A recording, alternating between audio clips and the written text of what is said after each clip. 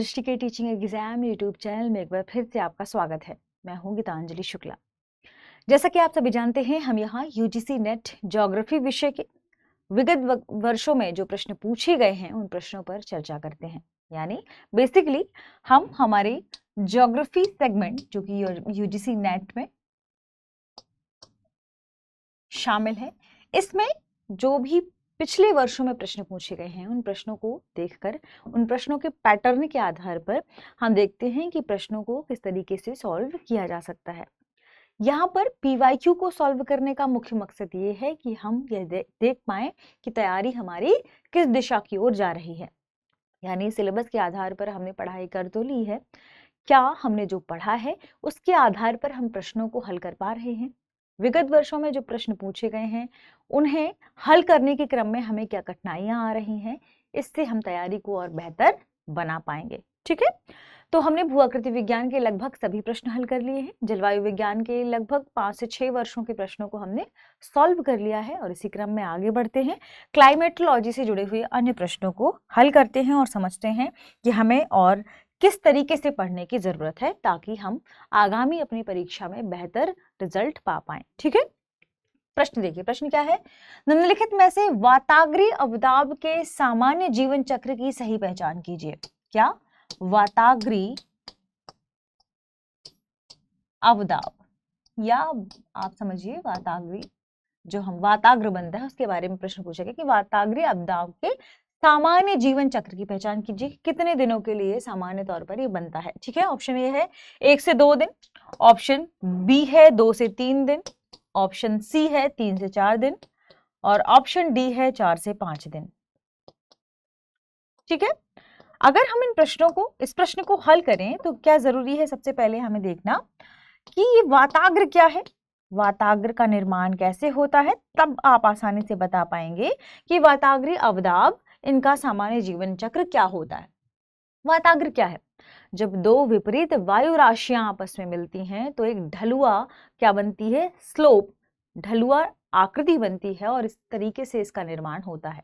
यानी वाताग्र के लिए आप क्या कहेंगे कि ये किसी भी दो विपरीत राशियां हो सकती हैं। दो विपरीत जब वायु राशियां होंगी यानी या तो ठंडी होगी या तो गर्म वायु राशि सबसे पहले कार्य करेगी और फिर स्थान को भरने के लिए ठंडी वायु राशि आएगी, या तो ठंडी वायु राशि बहुत तीव्र गति से आएगी और इसके माध्यम से गर्म वायु राशि ऊपर की ओर जाएगी। तो ध्यान रखें, दो विपरीत राशियां, कौन सा वाताग्र बनेगा ये डिपेंड करता है कि कौन सी वायु राशि क्या है, ज्यादा प्रभावशाली है। ठीक है, तो यदि हम वाताग्र की बात करें, कैसे बनता है वाताग्र। मान लीजिए कि बहुत तीव्र गति से गर्म वायु राशि ऊपर की ओर उठ रही है और इस स्थान को भरने के लिए ठंडी वायु राशि आ रही है और ऐसे में जो कुछ ऐसे चापनुमा आकृति बनेगी उसे कहा जाएगा वाताग्र। ठीक है, वाताग्र का निर्माण हमेशा ध्यान रखें दो विपरीत वायु राशियों के मध्य होगा। तो वाताग्र हमने देखा, ऊपर से पूछा जा रहा है अवदाब। देखिए, दाब की बात करते हैं जब हम, तो इकाई क्षेत्रफल पर जो वायु अपना दाब आरोपित करती है उसे हम वायु दाब कहते हैं। लेकिन प्रश्न में पूछा जा रहा है वाताग्र के बनने की प्रक्रिया को। तो जब इस तरीके से वायु राशियों, दो विपरीत वायु राशियों के माध्यम से एक ढलुआ एक ढलुआ वाताग्र का निर्माण हो, ढलुआ नुमा संरचना का निर्माण हो, तो उसे हम वाताग्र कहते हैं। और वाताग्र के बारे में ध्यान रखिएगा कि इस वाताग्र को जब बनने की इसकी प्रक्रिया होती है तो वाताग्र का निर्माण कहा जाता है, या इसे कहते हैं वाताग्र जनन। इसे क्या कहते हैं?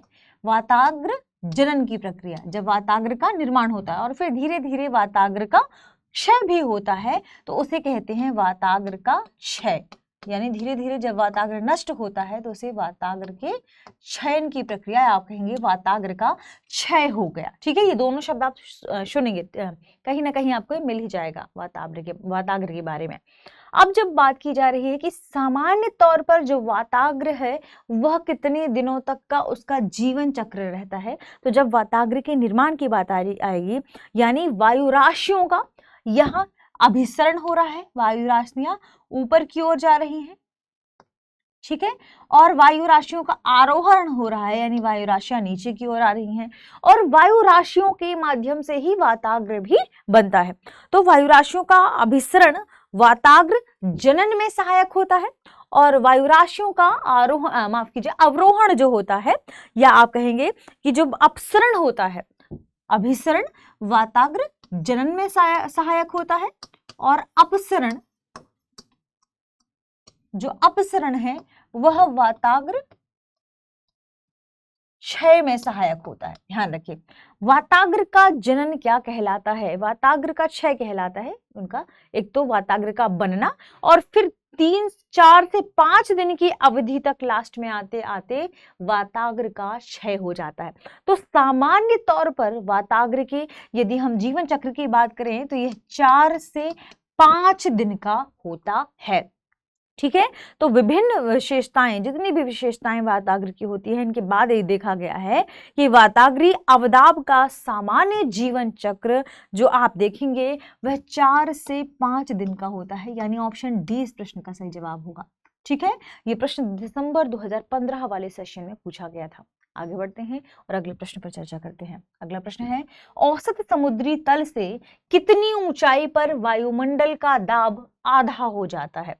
औसत समुद्री तल से कितनी ऊंचाई पर, ऊंचाई पूछा जा रहा है, कितनी ऊंचाई पर वायुमंडल का दाब 1/2 आधा हो जाता है? आमतौर पर जो वायु की परतें हैं या ऊपर वायुमंडल की परतों के द्वारा, या आप कह सकते हैं वायु के द्वारा इकाई क्षेत्रफल पर लगने वाले दाब या भार को हम क्या कहते हैं? वायुदाब कहते हैं। ठीक है, वायु की परतों द्वारा किसी खास क्षेत्र में या पृथ्वी की सतह पर, पृथ्वी के धरातल पर, समुद्र के तल पर इकाई क्षेत्रफल में लगने वाले भार को हम वायुदाब कहते हैं।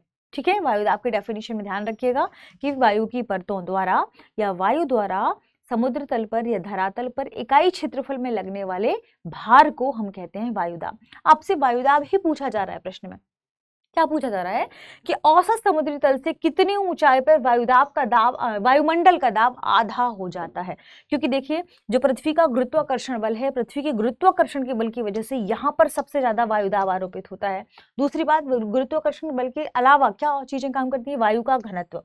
जो सबसे निचली परतें हैं, यहाँ वायु का घनत्व अधिक होता है ना, और ये हमने पढ़ा भी है, वायु का घनत्व अधिक होता है। जहां वायु का घनत्व अधिक होगा वहां वायुदाब क्या होगा? अधिक काम करेगा।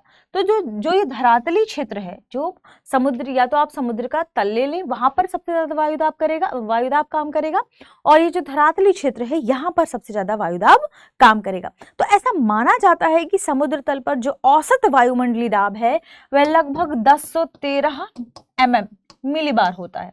ठीक है, और जैसे आप ऊंचाई की ओर, ऊपर की ओर बढ़ते जाएंगे तो लगभग 6 किलोमीटर पर जहां वायु का घनत्व क्या हो जाएगा?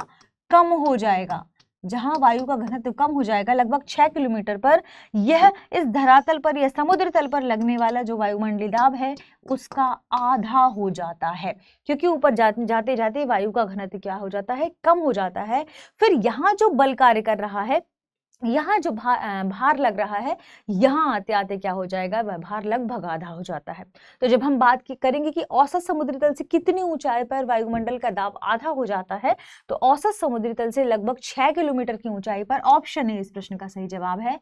यहाँ पर इतनी ऊंचाई पर आते आते वायुमंडल के द्वारा दाब आरोपित हो रहा है वह लगभग आधा हो जाता है।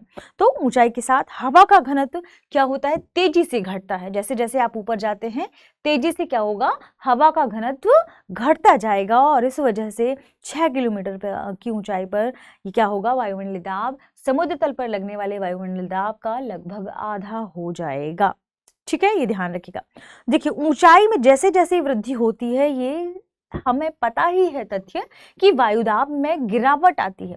आप जैसे जैसे ऊंचाई की ओर बढ़ते हैं वायुदाब में गिरावट देखने को मिलती है। आप किसी भी जो वायुदाब मापी है उसके द्वारा माप सकते हैं, मरकरी द्वारा जो वायुदाब मापी तैयार किया जाता है उसके द्वारा माप सकते हैं कि ऊंचाई पर वायुमंडलीय दाब कम होगा। जो समुद्र तल का वायुमंडलीय दाब है वह लगभग 1013, या आप कह सकते हैं कि 1013, या आप 0.25 लगा लीजिए, 1013.256 mm देखा गया है। ठीक है, तो इस तरीके से प्रश्न का सही जवाब क्या होगा? ऑप्शन ए होगा, 6 किलोमीटर। आगे बढ़ते हैं। अगला प्रश्न है, क्षोभ मंडल के तापमान में गिरावट को किस रूप में जाना जाता है? प्रश्न तो दिसंबर 2015 में ही पूछा गया था। क्षोभ मंडल में जैसे जैसे आप ऊपर बढ़ते हैं तापमान में गिरावट होती है। इस तापमान में गिरावट को आप किस नाम से जानते हैं? आपके पास ऑप्शन ए है रुद्धोष्म दर, ऑप्शन बी है ह्रास दर, ऑप्शन सी है ताप दर और ऑप्शन डी है तापीय क्षति। ठीक है, देखिए हम वायुमंडल की सभी मंडलों के बारे में डिटेल से पढ़ चुके हैं और इससे पढ़ने के क्रम में हमने क्या देखा कि धरातल से जैसे ही आप ऊपर की ओर बढ़ेंगे वायुमंडल की विभिन्न परतें पाई जाती हैं। इन्हें इनकी विशेषताओं के आधार पर अलग अलग नामों से जाना जाता है। सबसे पहली लगभग 13 से 15 औसत आप किलोमीटर में माने तो जो सबसे पहली परत मानी जाती है उसे क्षोभ मंडल कहते हैं। हालांकि कई जगह पर क्षोभ मंडल को 20 किलोमीटर तक माना गया है। ठीक है, औसतन हम इसे 17 किलोमीटर मानकर चलते हैं। जो क्षोभ मंडल है, क्षोभ मंडल में ऐसा देखा जाता है कि जैसे जैसे आप ऊंचाई की ओर बढ़ेंगे यहाँ तापमान में गिरावट देखने को मिलती है। तापमान में ही गिरावट कई वजहों से हो सकती है। ठीक है, ऊंचाई में बढ़ने के क्रम में तापमान में गिरावट का यह दर क्या है कि लगभग 1000 मीटर आप ऊंचाई पर बढ़ेंगे और आपको देखने को मिलेगा कि लगभग 6.5 सेंटीग्रेड तापमान में गिरावट हुई, यानी लगभग 165 मीटर की ऊंचाई पर 1 सेल्सियस या 1 सेंटीग्रेड तापमान में गिरावट देखने को मिलती है। ठीक है, और जैसे जैसे आप ऊपर जाएंगे तो जो 1000 मीटर में 6.5 सेंटीग्रेड तापमान में गिरावट देखने को मिलती है इसे सामान्य ताप पतन दर कहते हैं, या इसे सामान्य ताप पतन दर के अलावा ह्रास दर भी कहते हैं। ठीक है, तो क्षोभ मंडल की ऊंचाई में जो ये तापमान में गिरावट देखने को मिलती है इसे ह्रास दर, इसे ह्रास दर भी कहा जाता है या इसे सामान्य ताप पतन दर भी कहा जाता है। तो इस तरीके से इस प्रश्न के सही जवाब की बात करें ऑप्शन बी ह्रास दर इस प्रश्न का सही जवाब होगा, या इसे क्या कहते हैं सामान्य ताप पतन दर, सामान्य ताप पतन दर। ठीक है, आप इसे किसी भी स्टैंडर्ड बुक में पढ़ सकते हैं। सामान्य ताप पतन दर कहलाता है जो क्षोभ मंडल में ऊंचाई के आधार पर आपको तापमान में गिरावट देखने को मिलती है। ठीक है, नॉर्मल टेम्परेचर लैप्स रेट, ठीक है, कहीं भी आपको मिलेगा तो ये आपको लिखा हुआ मिलेगा नॉर्मल टेम्परेचर लैप्स रेट। ठीक है, ध्यान रखिएगा। और जैसे ही क्षोभ मंडल के बाद आप कहाँ पहुंचते हैं क्षोभ सीमा में। क्षोभ सीमा वह सीमा है जहां पर क्षोभ मंडल पर होने वाले जितने भी प्रभाव हैं वे आकर समाप्त हो जाएंगे और अगला मंडल शुरू होता है जिसे कहते हैं समताप मंडल। ठीक है, समताप मंडल में जैसे आप बढ़ेंगे तो ऐसा देख, हालांकि शुरुआत में जो वैज्ञानिक है उन्होंने पाया कि समताप मंडल को समताप मंडल इसलिए कहा जाएगा ना तो यहाँ ताप में वृद्धि हो रही है ना ही ताप में ह्रास हो रहा है, लगभग एक समान तापमान बना है।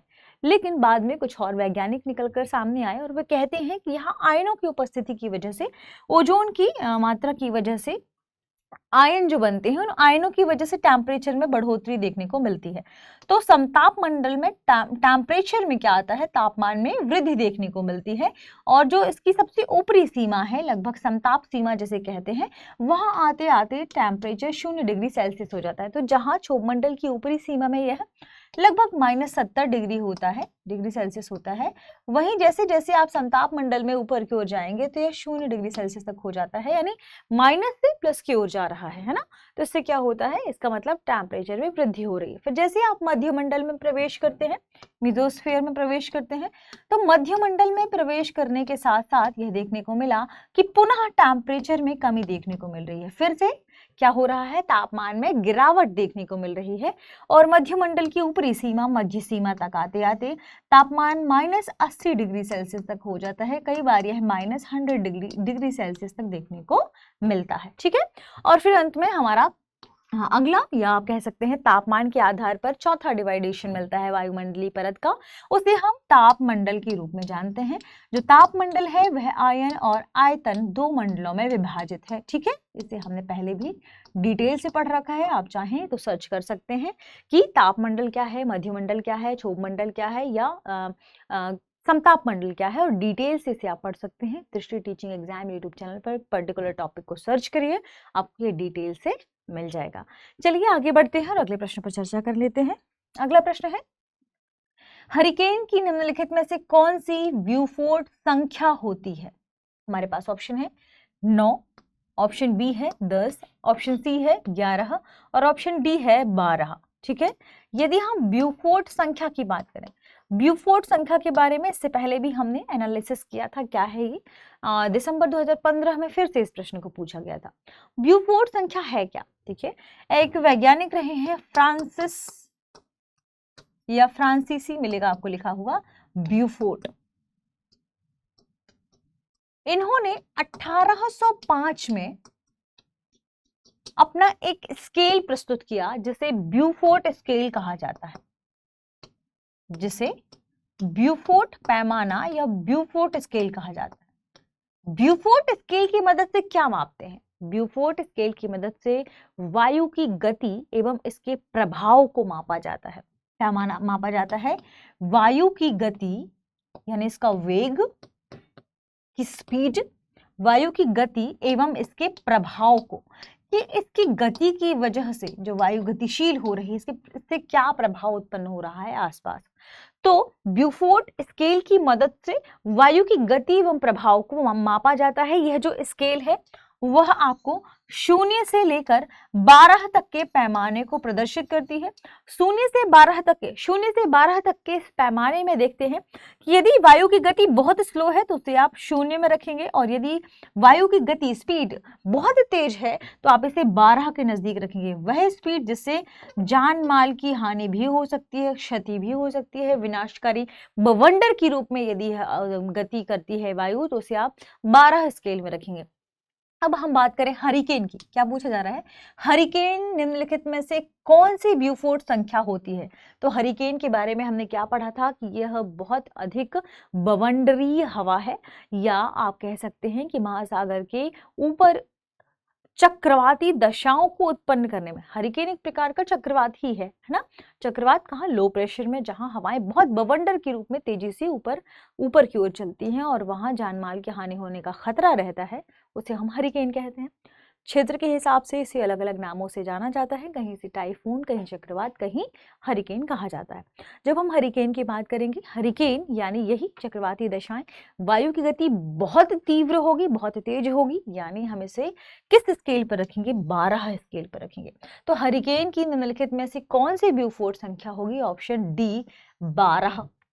ये ही इस प्रश्न का क्या होगा? सही जवाब होगा। ठीक है, आगे बढ़ते हैं और अगले प्रश्न को देखते हैं। अगला प्रश्न है, निम्नलिखित में से कौन सी वायुमंडलीय परत से रेडियो तरंगें परावर्तित होती हैं जो पृथ्वी से प्रेषित होकर पुनः पृथ्वी की ओर प्रेषित होती हैं? देखिए, अभी हमने वायुमंडलीय परतों के बारे में पढ़ा। सबसे पहले क्षोभ मंडल, फिर समताप मंडल, फिर मध्य मंडल और फिर ताप मंडल। ठीक है, इनकी किलोमीटर के हिसाब से बात करें, जो हमारा क्षोभ मंडल है, लगभग हम उसे 20 किलोमीटर मानकर चलते हैं, लेकिन आपको यह 13 से 17 किलोमीटर अलग अलग क्षेत्र में मिलेगा। देखिए, भूमध्य रेखा पर क्षोभ मंडल की ऊंचाई ज्यादा होती है, ध्रुवों पर क्षोभ मंडल की ऊंचाई कम होती है, इसलिए इसे औसतन 13 से 15 किलोमीटर मान लिया जाता है। जैसे भूमध्य रेखा पर 17-18 किलोमीटर तक पहुंच जाता है क्षोभ मंडल की ऊंचाई, जबकि ध्रुवों पर वही 12 से 13 होती है। तो औसतन इनका निकाल लिया जाता है और कह दिया जाता है कि 14 किलोमीटर इसकी औसत ऊंचाई होती है। तो आप इसे मानकर चलिए। फिर लगभग 50 किलोमीटर तक समताप मंडल है। इनकी हर मंडल की अपनी खास विशेषताएं हैं, आपने इसे पहले भी पढ़ा है, चाहे दृष्टि टीचिंग एग्जाम यूट्यूब चैनल पर सर्च करके डिटेल से पढ़ सकते हैं। 50 से लगभग 80 किलोमीटर की जो डिस्टेंस है वायुमंडलीय परतों में, उसे हम कहते हैं मध्यमंडल, और उसके ऊपर जो लास्ट मंडल है तापमान के आधार पर, उसे हम कहते हैं तापमंडल। तापमंडल के बारे में अमूमन कहते हैं कि 80 से 400 किलोमीटर तक का इसका विस्तार हो जाएगा या होता है। 400 किलोमीटर, कई मानक पुस्तकों में इसकी ऊंचाई 650 640 भी लिखी हुई है, तो आप इसे कहीं, आपको कहीं कहीं 640 भी मिल सकता है, लेकिन अमूमन 400 किलोमीटर हम इसे मानकर चलते हैं। हमारे पास प्रश्न में पूछा गया है कि कौन सी वायुमंडलीय परत से रेडियो तरंगें परावर्तित होती हैं जो पृथ्वी से प्रेषित की जाती हैं। ये पृथ्वी है, पृथ्वी पर यहाँ पर वायुमंडलीय परत है, ठीक है। पृथ्वी से जो रेडियो तरंगें प्रेषित होती हैं और फिर वहां से वापस पृथ्वी तक प्राप्त कर ली जाती हैं, ये परत कौन सी है जहां पर से रेडियो तरंगें वापस प्राप्त होती हैं? हमारे पास ऑप्शन है, ऑप्शन ए मध्यमंडल, ऑप्शन बी है आयन मंडल, ऑप्शन सी है क्षोभ मंडल और ऑप्शन डी है समताप मंडल। और अभी हमने हमारे पिछले प्रश्न में ही पढ़ा था कि तापमंडल को दो हिस्सों में डिवाइड किया गया है किलोमीटर के आधार पर। पहला आयन मंडल, आयन मंडल सबसे नीचे होगा, ठीक है। पहला आयन मंडल और दूसरा आयतन मंडल। आयन मंडल क्या? आयन मंडल मतलब आयनों के हिसाब से। आयन मंडल ध्यान रखें कुछ परतों में डिवाइड है जिन्हें हम डी परत, ई परत, एफ परत और जी परत के नाम से जानते हैं, है ना। डी, ई, एफ और जी परतों का काम क्या है? विभिन्न प्रकार की तरंगों को पृथ्वी के लिए वापस प्रेषित करना। लेकिन ध्यान रखिएगा यहाँ प्रत्येक परत तरंगों को प्रेषित नहीं करती है, कुछ परतें कुछ तरंगों को अवशोषित भी कर लेती हैं, है ना। और इसे हमने चूंकि डिटेल में पढ़ा है तो आपको कमेंट सेक्शन में बताना है कि इनमें से वे कौन सी परतें हैं जो रेडियो तरंगों को अवशोषित कर लेती हैं, ठीक है, और वे कौन सी परत है जो रेडियो तरंगों को प्रेषित करती है पृथ्वी की तरफ, ठीक है। यानी अगर हम इस प्रश्न के सही जवाब की बात करें कि वायुमंडलीय परत से रेडियो तरंगें परावर्तित होकर पुनः पृथ्वी तक प्रेषित की जाती हैं, वह परत कौन सी है? तो वह परत है आयन मंडल। और आयन मंडल कहाँ पर है? तापमंडल के भीतर। चूंकि प्रश्न में आयन मंडल अलग से लिखा हुआ है तो ऑप्शन बी आयन मंडल इस प्रश्न का क्या होगा? सही जवाब होगा, है ना। आगे बढ़ते हैं और चर्चा कर लेते हैं हमारे अगले प्रश्न के बारे में। हालांकि प्रश्न आज की जो सेशन है उसके खत्म हो चुके हैं, तो आज के प्रश्न यहीं तक रहेंगे। मिलेंगे हमारे अगले सेशन में कुछ खास प्रश्नों के साथ, उन प्रश्नों पर चर्चा करेंगे। तब तक आप सभी पढ़ते रहिए, रिवीजन करते रहिए। शुक्रिया।